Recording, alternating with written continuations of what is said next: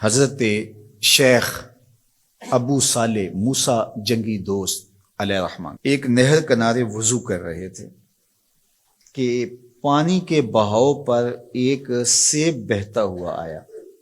بھوک پہلے ہی لگی تھی، سیب کو دیکھا تو اشتہا غالب ہو گئی، سیب اٹھایا اور کھا لیا۔ جب کھا چکے تو معاً خیال آیا کہ یہ تو میرا تھا ہی نہیں، تو جدھر سے پانی آ رہا تھا، بہاؤ جدھر سے تھا، ادھر کو سفر شروع کر دیا۔ تھوڑی دیر چلنے کے بعد دیکھا کہ ایک باغ ہے اور اس میں سیب کے درخت ہیں اور اس کی شاخیں پانی کی طرف جھکی ہوئی ہیں۔ مالک کے باغ کے پاس گئے، کہا کہ آپ کے باغ کا کوئی ٹوٹا ہوا سیب اور میں کھا بیٹھا ہوں، تو اس کی قیمت مجھ سے لے لیجئے یا مجھے معاف کر دیجئے۔ تو مالک باغ کا نام تھا عبداللہ صومعی، اور وہ بھی زاہد، نیک اور پارسا تھے۔ جب انہوں نے دیکھا کہ اس نوجوان نے سیب کھانے پر مجھ سے معذرت کی ہے یا پیسے دینے کے لیے تیار ہے، یہ تو کوئی جوہر ہے، کہا 12 سال میرے باغ کی نوکری کرنی پڑے گی، اس کے بعد ایک شرط اور ہے، پوری کر دو گے تو میں تمہیں معاف کر دوں گا۔ کہا ٹھیک ہے، 12 سال نوکری کرتے رہے۔ کہا اب دوسری شرط ہے کہ میری ایک بیٹی ہے جو آنکھوں سے نابینا ہے، کانوں سے بہری ہے، زبان سے بول نہیں سکتی، اپاہج بھی ہے، چل نہیں سکتی، اس کے ساتھ تمہیں نکاح کرنا ہوگا۔ کہا یہ بھی منظور ہے، نکاح ہو گیا۔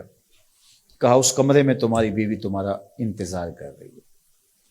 جب کمرے میں دیکھا تو ایک صحیح الاعضاء خوبصورت صاحب جمال خاتون منتظر تھی۔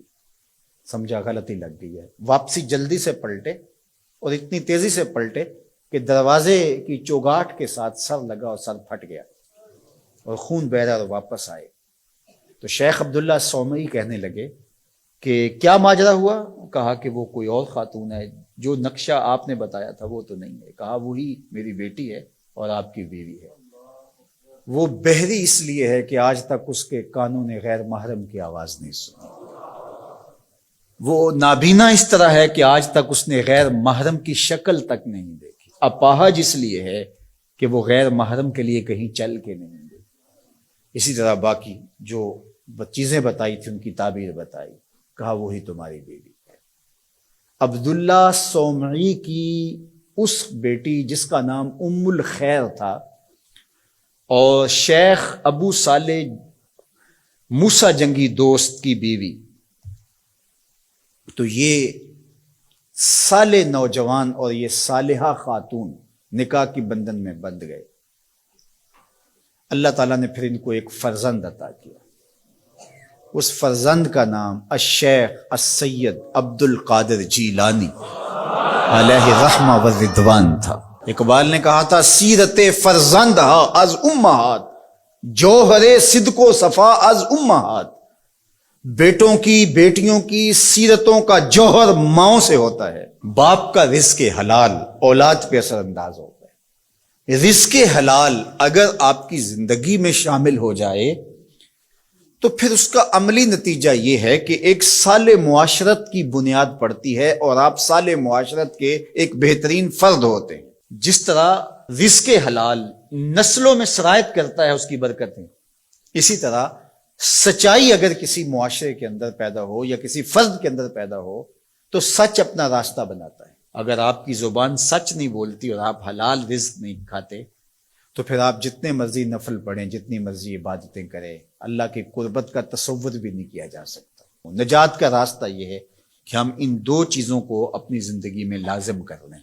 اور آج چونکہ 11 ربیع الثانی ہے اور پوری دنیا کے اوپر حضرت شیخ عبد القادر جیلانی علیہ رحمہ و رضوان کا یوم منایا جاتا ہے، اور چونکہ وہ 11 تاریخ کو لوگوں کو جمع کر کے دین سکھایا کرتے تھے، اور ملا علی قاری نے نزہۃ الخاطر الفاطر فی مناقب شیخ عبد القادر میں لکھا ہے کہ آپ کے خطبے میں اجتماع 70 ہزار لوگوں کا ہوتا تھا، اور یہ ہر 11 کو کیا کرتے تھے۔ اس وجہ سے اپنی سہولت کے لیے جس طرح ہم مقرر کوئی دن کر لیتے ہیں کہ ہر پیر کو محفل ہوگی، ہم مقرر کرتے ہیں ہر ماہ کی پہلی تاریخ کو محفل ہوگی، تو انہوں نے یہ دن مقرر کیا تھا۔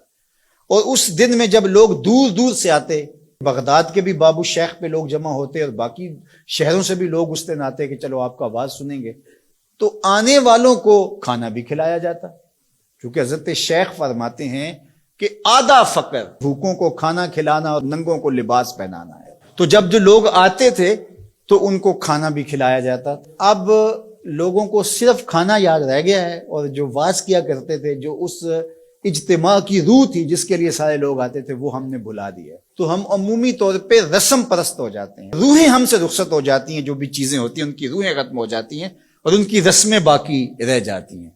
اور یہ ہمارا المیہ ہے شروع سے، بلکہ اقبال نے کہا کہ پورا دین ہی جو ہے وہ ہم نے رسم رکھ لیا ہوا ہے، اس کی روحیں ہم سے رخصت ہو گئی ہے.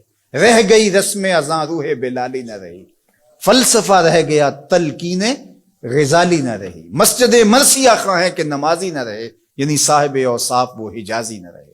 حضور نے ارشاد فرمایا لا یبق من الاسلام الا اسمہ ولا یبق من القرآن الا رسمہ مساجدہم عامرۃ وہی خراب من الہدی. ایک وقت آئے گا کہ قرآن صرف رسم کے طور پہ باقی رہ جائے گا، اور جو ہے وہ اسلام کا صرف نام باقی رہ جائے گا. مسجدیں زیب و زینت کے لحاظ سے تو آباد ہوں گی، بڑے اونچے اونچے مینار ہوں گے، گنبد اچھے ہوں گے، قالین اچھے بچھے ہوں گے، دیواریں منقش ہوں گی، یہ سب کچھ تو ہوگا، لیکن نمازیوں سے خالی ہو جائیں گے، ہدایت کے نور سے خالی ہو جائیں گے. تو آج یہی ماجرا ہے کہ ہر چیز کی رسم باقی رہ گئی ہے.